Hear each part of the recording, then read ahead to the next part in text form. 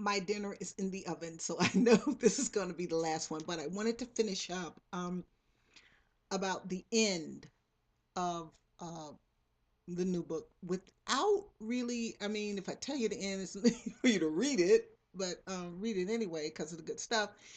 But I mean, like I said in the other video, she thinks this is it. They spend this very, very special night together, and as this is the last night we're going to spend together. So she pretty much thinks he's gone. You know, that this really is it this time because, Paris has been liberated. The Allies are moving towards, Germany, and she's pretty, it's done. And plus, what the plan that he's told her that he's going to try and pull off once he gets to Berlin, she knows this is it. So she's kind of mourning, beginning to mourn. And right about the time she's beginning to mourn is when she realizes that, oh no, and I have the scene of her in the bathroom going, no, no, he didn't do this to me. And it's like I said before, she'd been very, very careful as far as the birth control methods they had back then.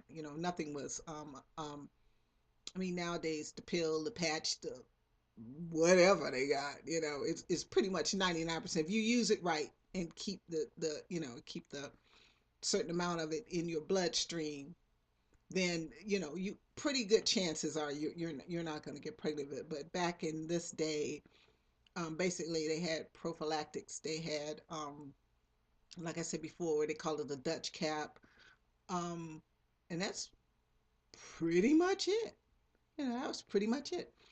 Um, so they spend a special night together. She doesn't think she's ever going to see him again. He is gone.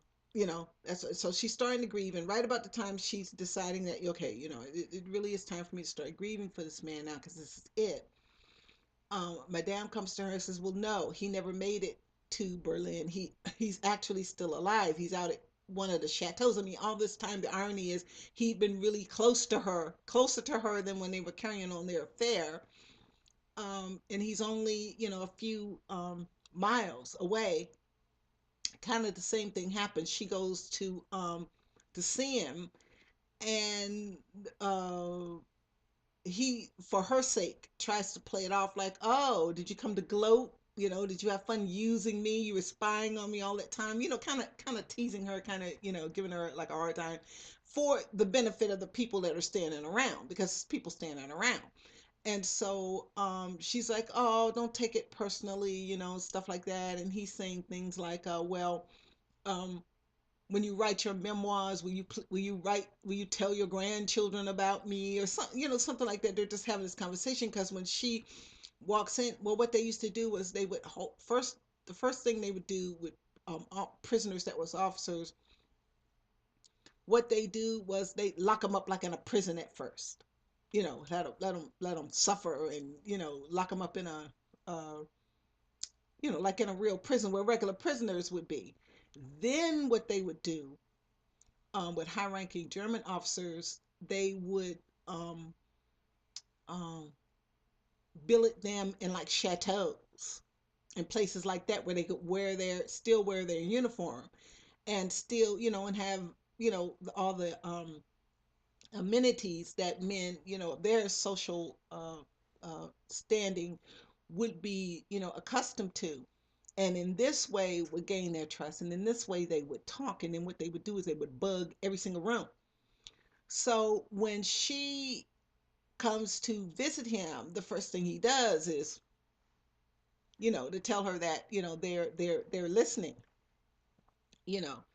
And the same kind of scenario is again, she's trying to, trying to double talk and trying to tell him, what's going on, and he's, now I'm not really sure, but I'm thinking with them, this is it, because there's really no way for them to meet. He cannot get out of the stuff he's done. He has to be punished for the stuff he's done. So, and that's what he tells her that one special night that they have together. That look, I'm either gonna hang, anyway, or I'm gonna go out like this. So I might as well go out like this. It's too much, too little, too late. But I'm gonna try. You know, and I'm thinking, it just came to me. Maybe someone he really cares about maybe gets killed in the, with doing some of the war stuff or something. Maybe somebody, I don't know. I'll figure that out later. Um, but it's no way they can meet again. There's no way that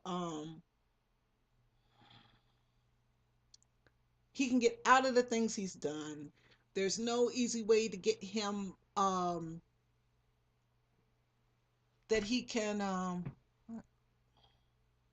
clarify himself. That's not the word I want, but the word that I want will come to me. See, that's what happens with old people. We think of a word and we can't actually. Oh, I almost said it. Okay, it'll come to me in a minute. That's what always happens. Search for the stupid word. Make amends, absolve himself. Is closer to what I'm trying to say, of all he's done. You know. So the only thing he that can happen to him is the inevitable what would have happened to a man who had committed the crimes he has, even though we don't exactly know exactly he what he's done. We don't know. But um I don't know. I don't know. It's no way they can meet again. And it's really kind of sad to me because in the first draft they meet after the war, and then in the second draft they meet after the war, but it's like 20 years later, 21 years later, something like that. The first version, pretty much she makes it to Canada, wherever it is. He says, she has to leave her home, in Algiers and all this stuff, and she has to go to Canada where it's freezing cold. And they meet again. They meet there, like maybe 6 or 7 years later, because he hasn't really done anything. The second one, like I said, he was held as a prisoner of war at first, and then he gets to and then he's held by the American, and he goes to prison for a couple of few years or something. He's done something, but we haven't figured out. And but what happens is he goes back to Germany and marries the girl he was engaged to, and then they have children and stuff. And it's always eating. And of course, he tells her, the German girl, what that he, because he knows he has a child, a black kid somewhere. He doesn't know if they made it through the war. He doesn't know anything, and he doesn't dare go back because he doesn't want to go. He says that he cannot go back and face them until he goes to one of the camps. And then after he has the courage to do that, and that's the when he has the courage to go back and see, find out if he had a boy or girl. He doesn't even know. So but in the second, in the final draft, this draft, that's got to be it. I mean, it's no way. I mean, that's just got to be it. It's no way. So trying to think. Okay, the camp. Now, I have not figured out yet. Um,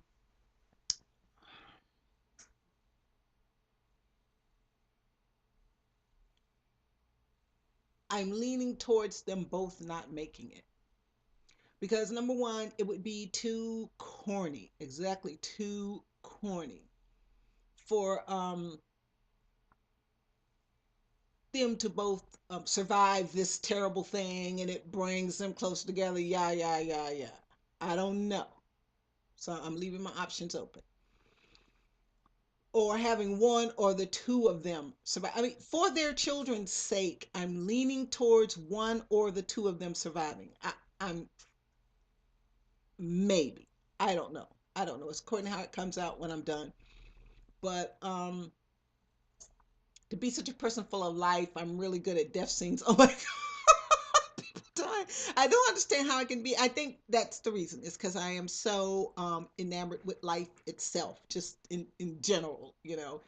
That these death scenes, I kind of just have this thing where it's time for her to the women are all in the barracks. They come and get them all and take them away, and kind of write how she's walking along and thinking, or they could be liberated. The camp could be liberated before she dies, or before he dies, one of the two. I'm not sure. I'm not sure how to end that. I'm really not sure. I've given it some thought, but like I said, would be nice to get something down, but these are the ABW tapes. I can't get with it. I really can't get with it. It's the same thing like when my um career coach emailed me, "Where have you been?" Please call me. Where have you been? And I'm gonna email him, because as soon as I get through doing this and have my dinner, I'm gonna email him and go, have you ever heard? Oh, gee, it was this holiday going on, called Christmas. Excuse me. And I was not trying to do those kind of things during this holiday. So I think that's kind of the thing that I have, that I guess I'm just waiting for the, I can't say first of the year because it is first of the year, but I don't know. I'm just trying to get my thoughts together, and like I've said like 100 times before, if even if I wrote anything now, it'd be so bad. It wouldn't be worth it. You know what I mean? It wouldn't be. I'd have to do so much work, and I'd probably um have to redo it. And I'm not really sure. My mind is not still on Autumn. See, that's the thing. My mind is not still on them. They're done until like the very, very last um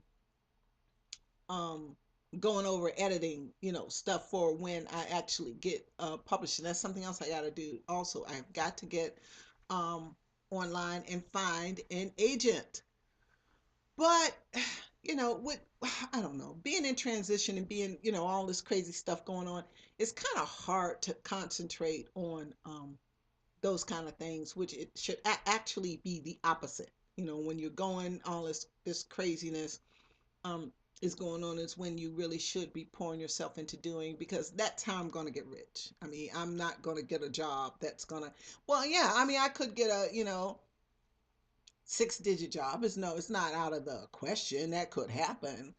But to have the kind of not necessarily notoriety, but to have the kind of wealth and notoriety and prestige, and to be noticed for my work and how well I've done, that's got to be done uh, by the writing. It's not going to be done sitting behind a desk as CEO of some company. It's not going to happen like that, and it's not going to be fulfilling. And I just think I have worked hard enough, all these years, that I um, deserve to do what I want to do for the rest of my life. Basically, that's what I'm saying. And I know, that there's going to be a lot of BS, red tape, uh, bureaucracy, probably out the yim yam. As far as the book is concerned, a lot of politics, a lot of stuff I'm not going to be wanting to do, but I gotta see that book on that bookcase, bookshelf one day. I want to be riding on the train and some woman sitting there reading my book. You know, that's my dream, and that's gonna happen. Um, I've been using like my affirmations on my computer. I have, let's see, I'll read them. Um, you have a strong potential for financial success. Your dreams will bring you into a profitable venture. You have the ability to accomplish great things. Money loves me. It's wrong for you to love money, but there's nothing wrong with money loving you. These are those was reading before. They're actually fortune cookies that I got. I get some incredible fortune cookies. And my horoscope was weird uh yesterday. It says something like, I don't read it every day. I'll just once in a while, grab it. And it's pretty random, but once in a while you'll get a reading that's right on. And mine said something like, you claim to be adventurous, but you still cling to the status quo, or something like that. And it's time to take the next step. It's time to go. It's time to, and see, and I think that's a lot of what it is. That I'm excited about moving. I'm not excited about moving. I'm excited about working, going back to work outside of the home. I'm not sure about it, you know. But I do know that, I have to take it on my, kind of make it on my own, be complete. I want to be completely self-sufficient because there's a whole lot of things that I want to do for my grandkids. Um, I want to set up a mutual fund for them. I want to do, different things for them. And I want to be, most of all, a success for them. They have successful parents. I want them to have a successful grandmother. Um, I want my mom to see my book before, because like I said, she's in assistant living now, and I want her to see to hold a copy of my book. I want her to see that. She's 81 now, so I got a few years. She ain't going nowhere. But I definitely want to. That's one of my dreams, is for her to know that I published, that it's finally happened. And like I said, I could publish anytime, but no, I should not be paying someone to publish my book. Somebody's going to pay me. Now I may change my mind. Well, if I was um, famous in another way, like say for instance, if I was an actor or something like that, if I would get that's something else might be able to do when I move, is to be in a play, because the theater is right up the street. I can walk back and forth. Here, I just can't get to the theater for rehearsal. That's why I haven't done any. I can get there, I just can't get home. So that'll be something I can look forward to. And like if I was an actor or something, or a designer, clothes designer or something like that, then I would publish myself. And in that way I could distribute it while I was distributing whatever is going on. But I don't know. I think I'm just at this point, just there's too much going on. There's exactly too much going on. So let me see. We're getting pretty close to the end here. And I think this is going to be it. No, I know this is going to be it. I am going to have my dinner, and I'm going to take this makeup off. And it's really quite nice. I kind of like that eyeshadow. Kind of like that eyeshadow. And I actually put it on right. I actually put the base on, and put the one for the crease on, and put the one for the eyelids on, and did the little eyelining thing under your eye. No, I'm not going to do a makeup tutorial. Who cares what a 60-year-old woman puts on her face? But I'll probably look at a little bit of that tonight. And then I just got this googly, googly, googly feeling, just this good little bubble. Yeah, you get that little tingle. And it might just be, well, it is time for me to clean my act back up and start back on my regime and cleaning up. So I think that's what I'll do Monday. I'll get up, exercise, go see my, career coach, and, do a lot of that kind of stuff. And it's just, I got stuff all to do next week. So there is my dinner. So I will see you guys later. Take care.